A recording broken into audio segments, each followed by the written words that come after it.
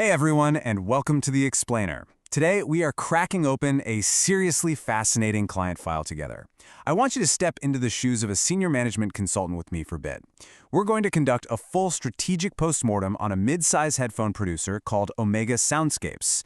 Basically, they were in a complete tailspin, and uncovering exactly how their failing business strategy was fixed is going to completely change how you approach organizational crises. All right, let's dive right into this.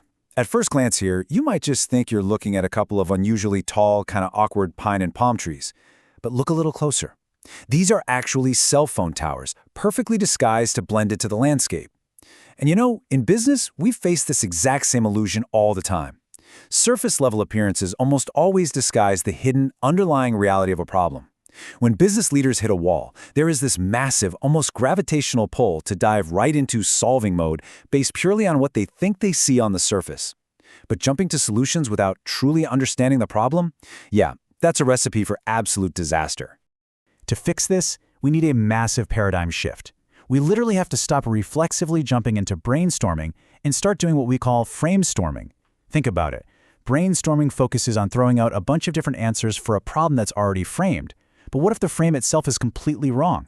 Framestorming, on the other hand, forces your team to identify all aspects of a challenge so you can find alternative problem frames. It's about figuring out the actual disease, not just putting a Band-Aid on the immediate symptoms. Basically, you have to learn to fall in love with the problem first.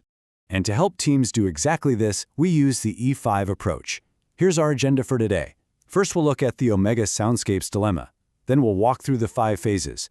Expand the frame. Examine the iceberg, empathize and elevate, and envision the turnaround. And we'll wrap up with the 55-minute rule. All right, let's kick things off with Section 1, the Omega Soundscapes Dilemma.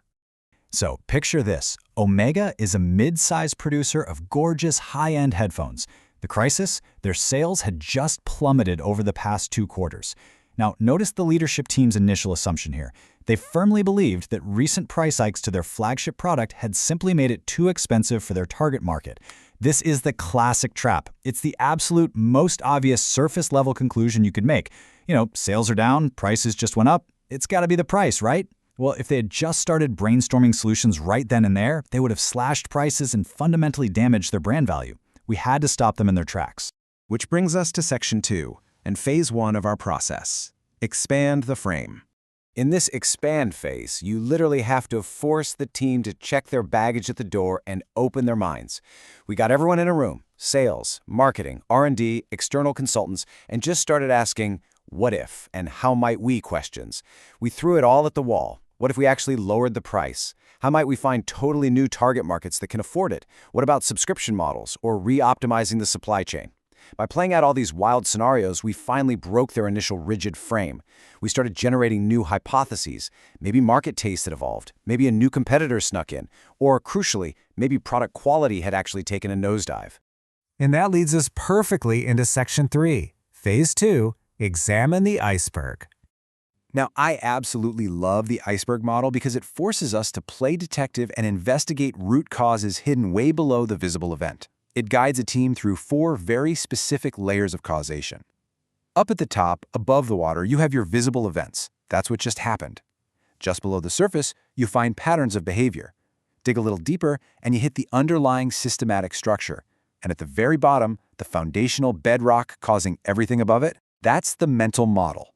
When we actually ran Omega through this framework, the results were staggering. Step 1, the surface event, was that nasty sales decline. Easy enough. But moving down to Step 2, looking at the customer feedback, we found a real behavioral pattern, a massive, undeniable drop in brand loyalty. So we kept digging.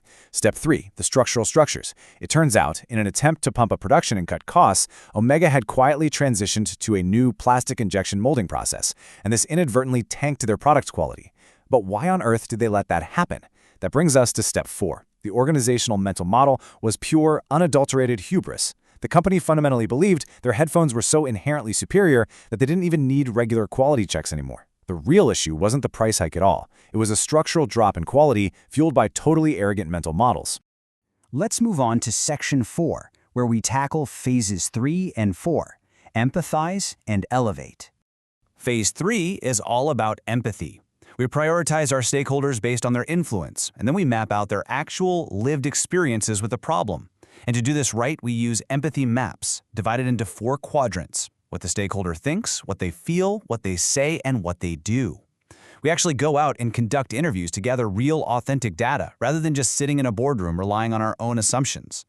And mapping this out brilliantly illustrated the true extent of the damage Omega had caused. Take Sarah, a formerly loyal customer. She's complaining online, feeling totally betrayed, and actively shopping for alternatives. Then there's Dave, the retail partner. He is sweating over unsold inventory, anxious about his profits, and seriously considering dropping the brand altogether. And Alex, the shareholder? He's unhappy with the stock and actively diversifying his portfolio away from Omega. Looking at all this data revealed a profound truth. The core issue destroying trust wasn't just a high price tag. It was that customers felt completely ripped off by the new price-to-quality ratio compared to Omega's competitors. So now we hit phase 2, elevate. This is where we zoom out, like taking a drone up a few hundred feet, to see how this specific problem connects to broader organizational issues. For this, we use Bowman and Deal's 4-frame model. We look at the problem through political, interpersonal, or human resources, structural, and symbolic lenses. Peering through these 4 frames showed us exactly how Omega's internal dysfunctions were secretly bleeding them dry. Structurally, total silos between R&D and marketing, meaning customer messaging was completely misaligned. From an HR perspective, the sales team was incredibly demotivated, just buckling under the pressure of higher prices and falling sales. Politically, it was a war zone. The finance team was fighting sales, refusing to approve any promotions to protect their precious margins. And symbolically, there was this massive glaring disconnect. The company's whole identity was, we are top quality, while every single customer now viewed them as blatantly overpriced. The crisis was completely interconnected. All right, Section 5, the final phase. Envision the turnaround. To actually build our action plan, we use a really cool technique called backcasting. Instead of standing in the messy present and trying to forecast forward, we start by clearly defining our desired future goal.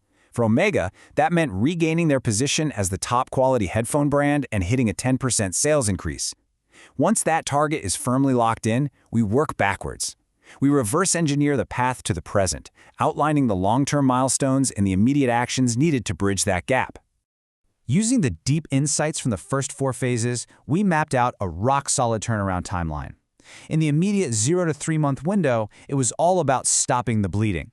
Comprehensive quality audits to fix that manufacturing disaster, launching a Voice of the Customer initiative, and giving targeted discounts to appease angry buyers. In the 4 to 8 month window, they had to fix the internal plumbing. Strict meetings to break down silos between R&D and marketing, bringing in third-party quality assessors, and rolling out a fresh brand campaign. And looking 9 to 12 months out, they'd reinvest in premium retail partners, launch a heavily researched new model, and build an online community. Every single action item here directly remedies the root causes we uncovered using the E5 process. Finally, let's wrap things up with Section 6, the 55-minute rule. The E5 framework literally saved Omega Soundscapes, and it did it by stopping them from executing a completely flawed initial assumption. There's a famous quote by Albert Einstein that beautifully summarizes the whole philosophy here. He said, "If I had 1 hour to solve a problem, I would spend 55 minutes thinking about the problem and 5 minutes thinking about the solution." In today's hyper-complex business landscape, spending the vast majority of your time framestorming, examining the iceberg, and empathizing with stakeholders, that isn't a delay in action. It is absolutely the most critical action you can take to ensure you actually fix the real issue. So, I'll leave you with this to chew on. Look at the roadblocks your own team is facing right now. Are you actively framestorming? If you had 1 hour to save your entire business, are you spending 55 minutes diligently hunting for the root problem, or are you rushing in to just treat the symptoms? Next time you face an obvious crisis, take a breath, take a step back, apply the E5 framework, and make sure you aren't just solving an illusion. Thanks so much for joining me on this explainer. Keep questioning the frame, and I'll catch you next time.